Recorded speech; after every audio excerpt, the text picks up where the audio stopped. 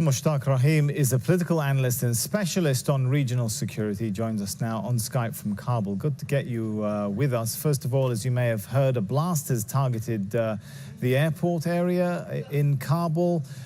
I don't want you to speculate, but any reason to believe that that is linked or targeted to the arrival of the vice president back into Afghanistan? Well, one can say that it was targeted at him because the opposition militant groups always target they target those areas or those gatherings which can contribute to instability and insecurity in Afghanistan. And the issue of Dostum has been so much politicized over the last 14 months that anything doing with that in terms of insecurity or targeting the convoys or even harming Dostum would have significantly contributed to instability in Afghanistan. And that's why one can say that it was targeted at him, at his convoy.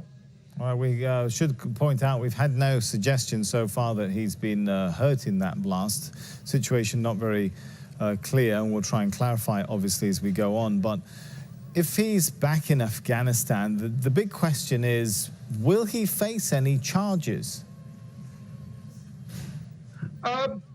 I don't expect that because in Afghanistan, most of such cases where the senior politicians are involved in criminal activities or even war crimes that he has been alleged to be engaged in, they are not followed through judicial system. And let me add to what I said is that there is a statement from Ishchi, who has lodged a case of rape and rape against him. He has said that he would like to follow the traditional jirga system where through traditional mechanisms, the conflicts and the issues are resolved. So this shows like things are changing, and most probably whatever he would like, whatever he would like to see happen to those allegations. The Attorney General had started an investigation into those sorts of allegations. What's happening to the Attorney General's case or investigation? Well, again, I can tell you, in 2008, he was alleged of the same sort of assault against one of his allies.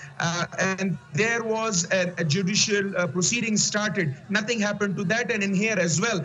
Many are not optimistic that these follow-ups from the Attorney General's office will help in terms of finding a legal solution to the issue. That is why I believe that it's more of a political settlement. There will be an effort to resolve the issue between Mr. Ishchi, who is the victim of his assault, and they will find a way to sort out things outside the judicial courts. Well, what's the bigger picture here? What does the return of Dostum mean for the government's crackdown against warlords? Unfortunately, many people thought that this crackdown will help the country get rid of these warlords who have been maintaining a hegemony and have been influencing the local politics, have been really creating problems for the general public. They have been engaged in extortion, smuggling, land grabbing, etc. But return of Dostum means that the government might not pursue the agenda for ousting or eliminating these warlords. And as such, this is a big setback for the hopes of people, the general Afghan public who are sick of these warlords. I think this is a setback and against the wishes and will of the public. All right, Mushtaq Rahim there. Thanks so much.